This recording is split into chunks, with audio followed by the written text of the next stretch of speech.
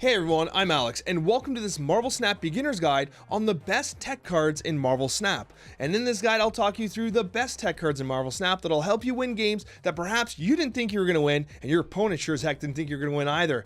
Let's get started. So basically, the first card that we really got to talk about, one of the absolute best tech cards in the game, and a card that only gets better as you build experience in Marvel Snap, is everyone's favorite doggy, Cosmo. Cosmo needs to get pet frequently because Cosmo's gonna win you games. Cosmo's ability to basically prevent on-reveal things from happening on that location is absolutely key. And Cosmo is one of those cards that once you start to gain experience on the ranked ladder and you start to learn how to identify, oh, this is a Hela deck, they're trying to discard and make a big play on turn 6, or, you know, this is a destruction deck with Carnage and Venom. Once you start to learn these patterns, you can predict how to use Cosmo to basically destroy their big combos. Like they play Wong, for instance, who doubles the effect of on reveals. You just play Cosmo on top of him and Wong's useless. Like he literally can't do anything. He's a wasted card. So Cosmo is one of those things that helps you win games, especially as you start to move into Pool 3, because everyone has combo decks with Mr. Negative and all this stuff and Jubilee. Everyone's trying to be fancy with their decks, and Cosmo just destroys all of them. The one thing you need to know about Cosmo is that the initiative matters, the turn order matters. Pay attention to whose name on the game screen is glowing as a border. The glowing border indicates the person that has initiative, whose cards will reveal first. It's so important that you have initiative when you play Cosmo, which means that you're winning the game overall. That allows your card to reveal first and have their cards reveal on top. The opposite order is their cards drop, their on reveal things proc off, and then Cosmo goes on top anyway, which is kind of useless. What you want to do is play Cosmo with initiative. It's an ongoing ability, and if ongoing abilities are driving you nuts, there's a solution to that, and that is Enchantress. Enchantress is a pretty good 4-drop at 4/4. Like, it's nothing crazy, but it's decent enough tempo for what you're getting. It provides you with an on reveal that removes all ongoing abilities at cards of this location, yours and the enemy's. This is a fantastic tech card when you're facing a lot of ongoing decks. A lot of the Wong Spectrum decks, for instance.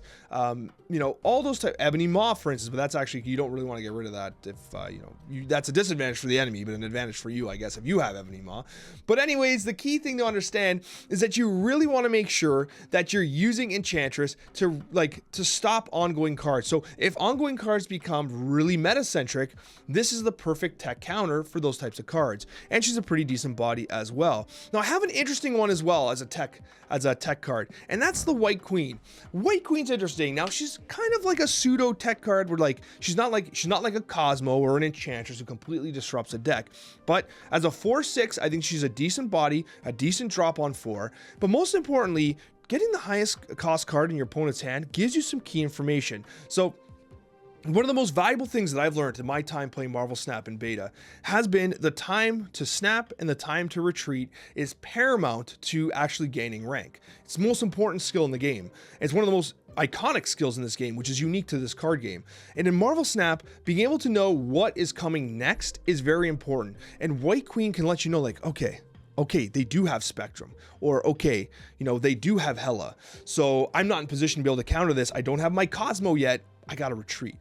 She gives you a lot of good information while still being a pretty good play on turn 4. Moreover, if you don't draw the cards you need, you can just play their card anyway because you pulled probably a valuable card. The only thing it really doesn't work well against is America Chavez, which obviously sits in the deck until turn 6, so never gets drawn, so you never know if they have that card. That's kind of like an early kind of beginner counter you need to be aware of. But White Queen, I think a lot of people sleep on this card in terms of pure value as a tech card.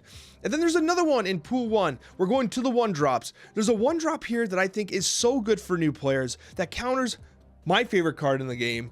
That counters so many new player decks, and that's Yondu. Now, Yondu I think people sleep on because, yes, an on-reveal that removes a card from your opponent's deck, I mean, the decks are small. Each card's there for a reason. Each card's important. Getting rid of a key, combo card could be devastating for the opponent.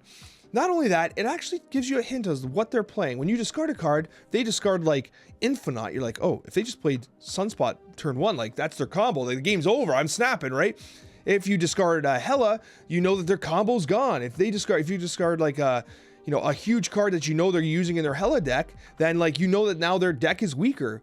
Also, the big thing about Yondu that's so good in the new player areas and the lower kind of like collection scores is that it gets rid of America Chavez so often because it sits in the deck almost exclusively because it does not get drawn until 6. The number of times you're going to knock America Chavez out of someone's hand is insane. And then when you do that, you know that that's the only 6 drop in their deck, right? And now they're compromised turn 6. So if you're winning on turn 5 and you've gotten rid of America Chavez with Yondu, you know that you're probably going to win turn 6 if you have your own America Chavez, right? So Yondu, especially for new players and beginners, is an amazing card that gives you a lot of information and can really disrupt the enemy play.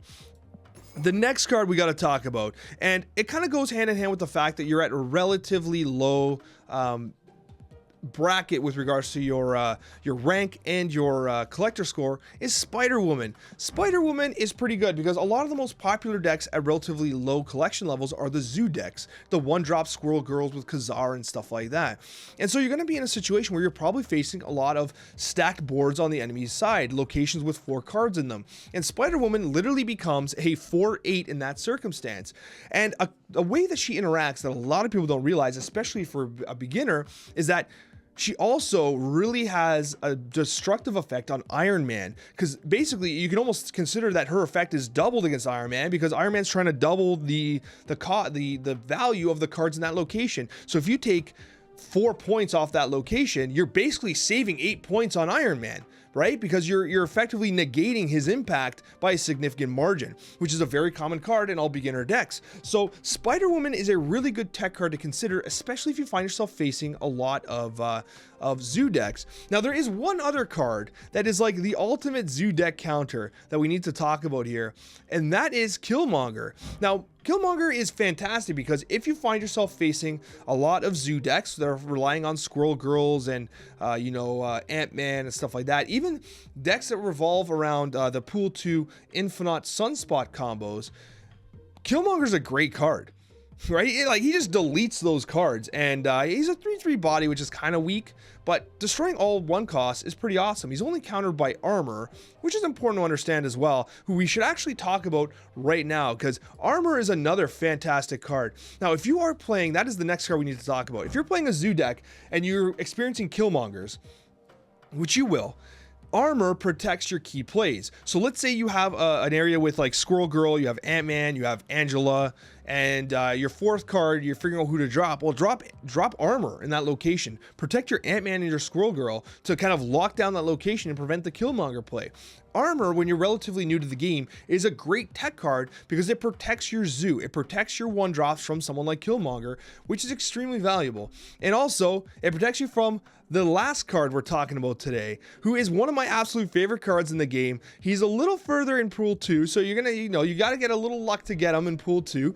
But anyways, Shang Chi is so damn good, and he will win games that like people don't even realize, because what happens is that someone will have like the Hulk sitting in they happen to get the Hulk with the Gamma Lab, and like, so they're sitting there like, he's not gonna play 22 power this next turn, like this is an easy win, and they play in another spot. Meanwhile, you drop Shang-Chi and you literally just destroy all the 9-cost cards. You destroy the Devil Dinosaurs, you destroy the Incredible Hulks, and like you just win, right? You just win the game because he literally deleted so much power that they were expecting to be there. He's a phenomenal tech card. He's an unbelievable tech card.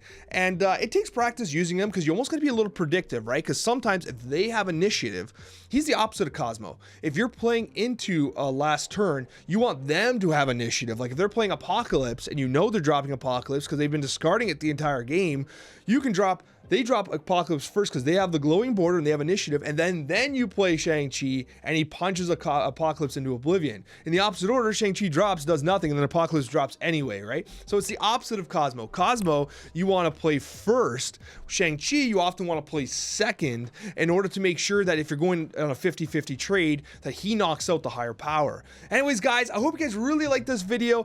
Be sure to check out this next one, which I think is super valuable for all players and beginners alike, because Marvel Snap is a wonderful game, and I mean, there's so much to talk about. Thank you so much for watching, and we'll see you in the next Marvel Snap video.